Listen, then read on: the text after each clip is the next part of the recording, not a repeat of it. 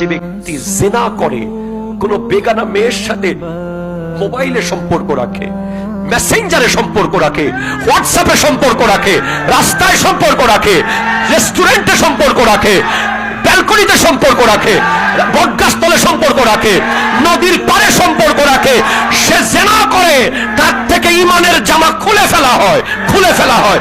সে মারা গেলে বেঈমান হয়ে মারা যাবে। তুমি কি মনে করেছো, তুমি যদি কোরআনের একটা আয়াত জানতে, একটা আয়াত, তুমি 1 লাখ মেয়েকে লাথি মেরে তুমি মসজিদে আসতে। তুমি একটা আয়াতের ব্যাখ্যা যদি জানতে, যদি তুমি জানতে যে আয়াহসাবুল ইনসানু আল্লান নাজমা ইযামা বালা কাদিরিন আলা আন নুসাউবিয়া বানানা। আমার আল্লাহ বলছেন, ওরা কি মনে করেছে আমি ওদেরকে আবার একসাথে করতে পারবো না, ওদের বডি কি আমি জোড়া লাগাইতে পারবো না, ওরা কবরের সাথে মিশে যাবে না, ওদেরকে আমি আবার আগের মতো করে ফেলবো। এমনকি ওদের ফিঙ্গার প্রিন্ট পর্যন্ত, ফিঙ্গার প্রিন্ট।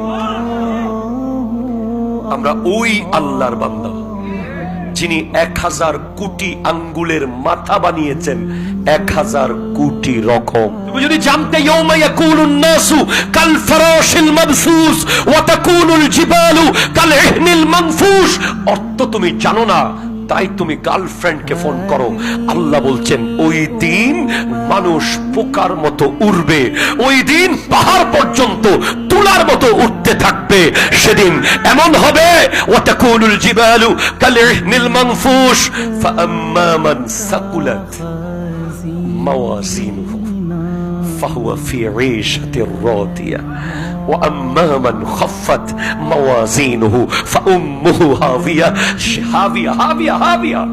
হাবিয়া ওই জাহান্নাম, যেই জাহান্নামে একটা পাথর ফেলে দিলে 70,000 বছর লাগবে নিচে যেতে। এটা ওই গর্ত জাহান্নামের। 3000 বছর ধরে জ্বলছে যে আগুন, ওই আগুনে ফেলে দেবে।